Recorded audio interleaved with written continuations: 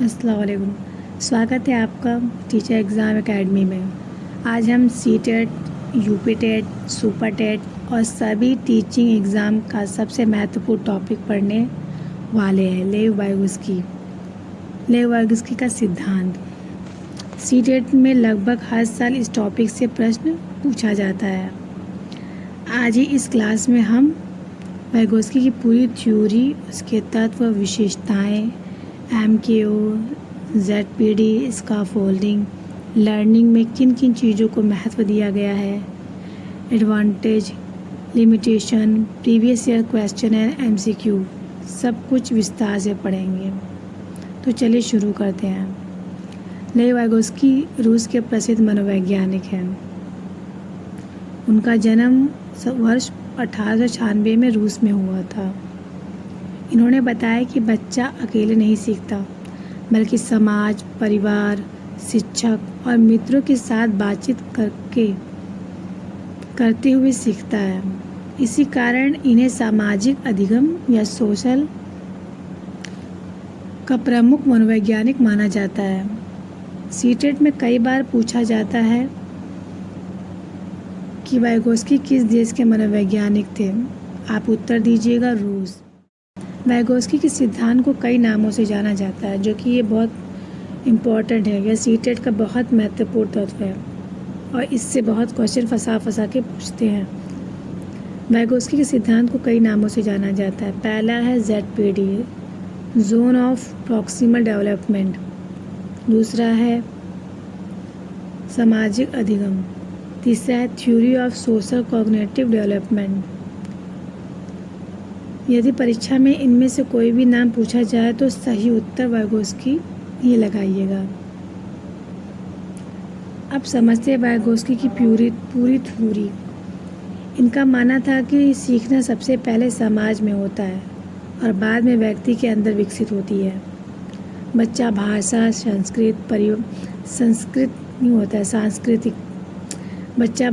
सांस्कृतिक, परिवार और सामाजिक वातावरण से सीखता है। जितना अच्छा सामाजिक वातावरण होगा उतना अच्छा सीखना होगा। इसलिए वाइगोस्की ने सामाजिक अंतःक्रिया को सबसे अधिक महत्व दिया। अब देखते हैं वाइगोस्की के सिद्धांत की मुख्य विशेषताएं। पहला है सोशल इंटरेक्शन अर्थात सामाजिक अंतःक्रिया। दूसरा भाषा है लैंग्वेज। तीसरा है संस्कृति कल्चर। चौथा MKO अर्थात मोर नॉलेजेबल अदर। पांचवा ZPD अर्थात जोन ऑफ प्रॉक्सिमल डेवलपमेंट। छठा स्कैफोल्डिंग अर्थात अस्थायी सहायता। यदि सीटेट में पूछा जाए कि वाइगोस्की के सिद्धांत के प्रमुख तत्व कौन कौन से हैं, तो यही 6 बिंदु सबसे महत्वपूर्ण हैं। जितना अच्छा सामाजिक वातावरण होगा उतना अच्छा सीखना होगा। इसलिए वाइगोस्की ने सामाजिक अंतःक्रिया को सबसे अधिक महत्व दिया। अब देखते हैं वाइगोस्की के सिद्धांत की मुख्य विशेषताएं। पहला है सोशल इंटरेक्शन अर्थात सामाजिक अंतःक्रिया। दूसरा भाषा है लैंग्वेज। तीसरा है संस्कृति कल्चर। चौथा MKO अर्थात मोर नॉलेजेबल अदर। पांचवा ZPD अर्थात जोन ऑफ प्रॉक्सिमल डेवलपमेंट। छठा स्कैफोल्डिंग अर्थात अस्थायी सहायता। यदि सीटेट में पूछा जाए कि वाइगोस्की के सिद्धांत के प्रमुख तत्व कौन कौन से हैं, तो यही 6 बिंदु सबसे महत्वपूर्ण हैं। अब जानते हैं कि वाइगोस्की ने सीखने में किन किन बातों को सबसे अधिक महत्व दिया। सबसे पहले भाषा को। वाइगोस्की के अनुसार भाषा केवल बातचीत का माध्यम नहीं है, बल्कि सोचने और सीखने का भी माध्यम है। बच्चा जब समाज में जाएगा और जब तक वो भाषा अपने बातचीत नहीं करेगा, भाषा का प्रयोग नहीं करेगा, वो कुछ भी नहीं सीख पाएगा। दूसरा है सामाजिक अंतःक्रिया, सोशल इंटरैक्शन। जब बच्चा शिक्षक, माता पिता या मित्रों के साथ बातचीत करता है तो उसका ज्ञान बढ़ता है। तीसरा है संस्कृति कल्चर। हर समाज की संस्कृति बच्चों के सीखने के तरीके को प्रभावित करती है और संस्कृति ये बच्चा हमें नैतिकता सिखाती है। चौथा है सहयोगात्मक अधिगम, कोऑपरेटिव लर्निंग। समूह में सीखना, चर्चा करना और एक दूसरे की मदद करना सीखने को अधिक प्रभावी बनाते हैं। सीटेट का ट्रिक है language plus society plus culture, total मिलाकर हो जाएगा वाइगोस्की इक्वल टू। अब आते हैं वाइगोस्की की सबसे महत्वपूर्ण अवधारणा MKO पर।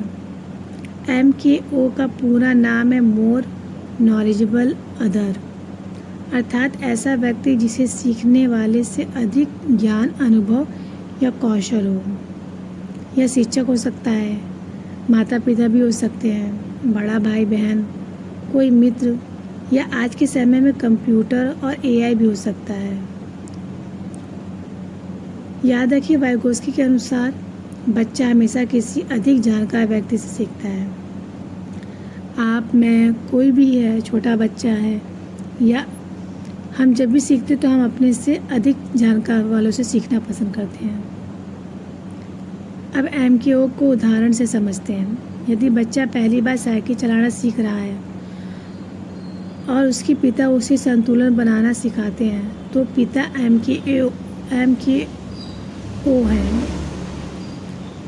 उदाहरण के लिए यदि गणित का कठिन प्रश्न शिक्षक समझाते हैं तो शिक्षक MKO है। तीसरा उदाहरण ले लीजिए, यदि एक अच्छा छात्र अपने मित्र को पढ़ाता है तो वह भी MKO है, यानी जो सीखने वाले से अधिक जानता है वही MKO है। ठीक। अब वाइगोस्की की सबसे प्रसिद्ध अवधारणा ZPD को समझते हैं। ZPD का अर्थ है वह क्षेत्र जहाँ बच्चा किसी कार्य को अकेले नहीं कर सकता, लेकिन किसी अनुभवी व्यक्ति की सहायता से कर सकता है। यही वह क्षेत्र है जहाँ सबसे अधिक सीखना होता है। सीटेट में ZPD पर सबसे अधिक प्रश्न पूछे जाते हैं, इसलिए इसे अच्छी तरह याद रखें। याद रखने के लिए आप इसके उदाहरणों को समझिए, जिससे आपको याद रखने में आसानी होगी। मान लीजिए एक बच्चा अकेले साइकिल नहीं चला सकता, लेकिन जब पिता पीछे से पकड़कर सिखाता है तो बच्चा सीख जाता है। इसी प्रकार गणित का कठिन प्रश्न शिक्षक की थोड़ी सहायता से बच्चा हल कर लेता है। तो यह सब ZPD का सबसे सरल उदाहरण है। अब समझते हैं स्कैफोल्डिंग। स्कैफोल्डिंग का अर्थ है बच्चों को प्रारंभ में अस्थायी सहायता देना। जब बच्चा सीख जाता है तो यह सहायता धीरे धीरे हटा दी जाती है। जैसे मकान बनाते समय मचान का उपयोग होता है, लेकिन निर्माण पूरा होने पर उसे हटा दिया जाता है। इसी प्रकार सीखने में भी प्रारंभिक सहायता दी जाती है। स्कैफोल्डिंग देने के कई तरीके हैं, जैसे आधा हल किया हुआ उदाहरण देना, संकेत देना, चित्रों का उपयोग करना, मॉडलिंग करना, पीर टीचिंग कराना, वोकैबुलरी पहले से सिखाना, छोटे छोटे प्रश्न पूछकर बच्चों को सही दिशा देना, ये सभी स्कैफोल्डिंग की तकनीकें हैं। वाइगोस्की ने सीखने के लिए कई महत्वपूर्ण उपकरण बताए हैं, जैसे विजुअल एड्स, मॉडलिंग, डिमॉन्स्ट्रेशन, पीर लर्निंग, कोऑपरेटिव लर्निंग, डिस्कशन और गाइडेड प्रैक्टिस। इन सभी का उद्देश्य बच्चों को सक्रिय रूप से सीखने में मदद करना है। वाइगोस्की के अनुसार शिक्षक केवल पढ़ाने वाला व्यक्ति नहीं है, वह गाइड है, फैसिलिटेटर है, वह और एक मोटिवेटर के रूप में भी कार्य करता है। और सबसे महत्वपूर्ण, वह बच्चों को उसकी ZPD तक पहुंचाने वाला व्यक्ति है। अतः शिक्षक सीखने की प्रक्रिया को आसान बनाता है। वाइगोस्की के अनुसार विद्यार्थी पैसिव नहीं बल्कि एक्टिव लर्नर होता है। उसे प्रश्न पूछने चाहिए, चर्चा करनी चाहिए, समूह में कार्य करना चाहिए और दूसरे से सीखने के लिए हमेशा तैयार रहना चाहिए। अब दोनों महान मनोवैज्ञानिक का अंतर समझते हैं। पियाजे कहते हैं कि बच्चा स्वयं खोज करके सीखता है, जबकि वाइगोस्की कहते हैं कि बच्चा समाज और दूसरों की सहायता से सीखता है। पियाजे ने बायोलॉजिकल मैच्योरेशन पर जोर दिया है और वाइगोस्की ने सोशल इंटरेक्शन पर। सीटेट में यह तुलना अक्सर पूछी जाती है। वाइगोस्की के सिद्धांत के कई लाभ हैं। यह सहयोगात्मक अधिगम को बढ़ावा देता है, भाषा का विकास करता है। तीसरा, सामाजिक कौशल विकसित करता है। चौथा, समस्या समाधान क्षमता बढ़ाता है। पांचवा, बच्चों को आत्मविश्वासी बनाता है। अब इसकी सीमाएं भी जान लेते हैं। हर बच्चा समान गति से नहीं सीखता। हर समय MKO उपलब्ध नहीं होता। कुछ कार्य बच्चे स्वयं भी कर सीख सकते हैं। इसी कारण इस सिद्धांत को हर परिस्थितियों में पूरी तरह लागू नहीं किया जा सकता। जब परीक्षा के लिए सबसे महत्वपूर्ण बातें। वाइगोस्की रूस के मनोवैज्ञानिक। MKO more knowledgeable other. ZPD निकटतम विकास का क्षेत्र। स्कैफोल्डिंग अस्थायी सहायता। लैंग्वेज और सोशल इंटरेक्शन सबसे महत्वपूर्ण तत्व। इन 5 बिंदुओं से हर साल प्रश्न पूछे जाते हैं।